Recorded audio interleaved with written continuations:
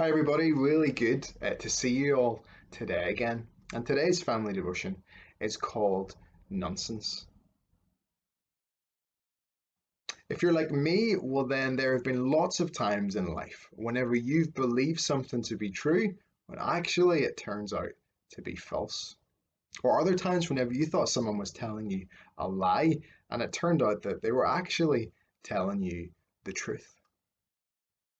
Today, I want to test your ability to tell what's true from what's false. I'm going to share with you 8 pieces of random information. I want you to think about what I've said and what's on the screen. And if you think it's true, well, I want you to give a massive thumbs up. And if you think it's false, well, I want you to give a massive thumbs down. And let's see how well you can do telling what's true and what's false. You ready? Let's go. Okay, here's the first one. The word ear can be placed before all of the following to form real words: drum, ek, and wing. So if you put the word ear in front of those 3 words, do they make other words? Is that true or is that false? Vote now. Okay, lots of people I think seem to think it's true. Well, I can tell you that is true. Well done if you got that. Eardrum, ear ek, ear wing. Okay, let's go for number 2. Piece of information number 2 is this: New York, the city in America, is nicknamed the Big Orange. Is that true or is that false? Vote now. Okay, everyone's voted. Oh, I can tell you that is false. Anybody know what the nickname for New York actually is? Shout it out. Yep, someone got it. It's actually the Big Apple. Okay, let's go for information piece number 3, and it's this. The 20th letter of the alphabet is U. Is that true or is that false? You can vote now. And if you're like me, then you're singing the song in your head: A, B, C, D, E, F, G, H, I, J, K. But is the 20th letter of the alphabet U? Push your votes. Well, that is actually false. That's not true. The 20th letter of the alphabet is actually T. Okay, piece of information number 4 is this. The letters in the word lemon can be rearranged and jumbled up to create the name of another type of fruit. Is that true or is that false? Place your votes now. Okay, well, the answer to this one is it is actually true. If you jumble the letters of lemon up, you can form another type of fruit. Shout out if you think you know what that fruit is. Yeah, loads of people got that one. Melon. Very good. Okay, piece of information number 5 is this. Most of the human population have brown eyes. So do most people in the world have brown eyes?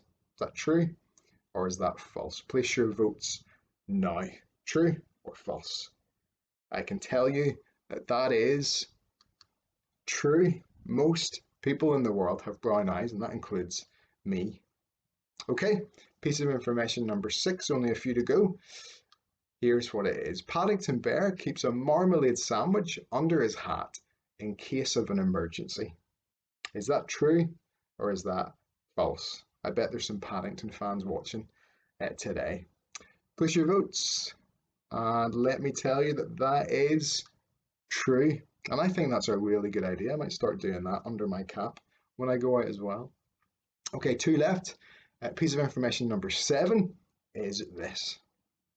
5 months of the year end with the letter Y. Okay, is that true or is that false? Place your votes now.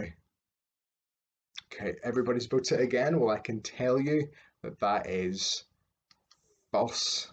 There are actually only 4 months of the year that end with the letter Y: January, February, May, and July. Okay, and one last time, if your thumb's getting a bit sore, give it a little stretch because we've got one more to go, and it's this. Camels have 3 sets of eyelashes. Is that true or is that false? Do camels have 3 sets of eyelashes? Place your votes now, and I can tell you that that is True, camels do have three sets of eyelashes, probably because they live in the desert and places like that with lots of sand and it keeps it out of their eyes. Good job, everybody. Thank you very much for joining in with that little game. As we pick up where we left off in the Easter story, well, let's remind ourselves of where we are. The angels have reminded the women at the tomb of what Jesus said when he was with them, about how he would be killed, but that he would rise again. The women, well, they've now remembered and they've realized that this was all part of God's great rescue plan. So, what's going to happen next? Well, we're going to head to the Bible to Luke 24 and find out. Luke chapter 24, verses 9 to 12 says this. The women left the tomb and told all these things to the 11 apostles and the other followers.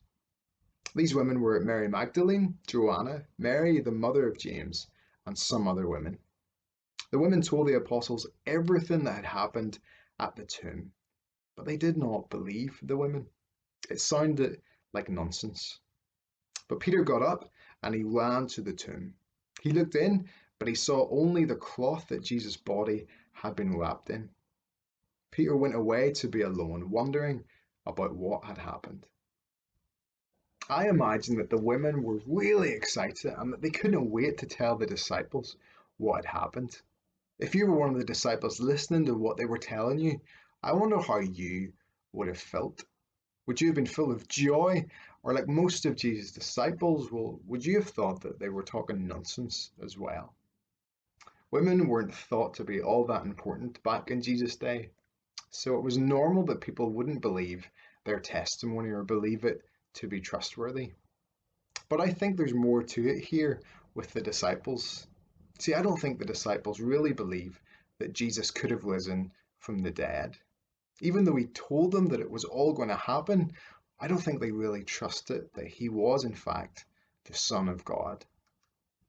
Lots of people in our world today don't believe in Jesus. They think that the Bible is false and that the idea of Jesus rising from the grave is nonsense. We shouldn't be angry with them, though. We shouldn't be discouraged or give up sharing with them about Jesus. We should pray that they might be like Peter in our passage today, that they might go and look for themselves. Peter ran to the tomb, and what did he find? Well, he found an empty tomb and the cloth that had wrapped Jesus' body. He went away and he thought about what could have happened, and he would soon realize the truth.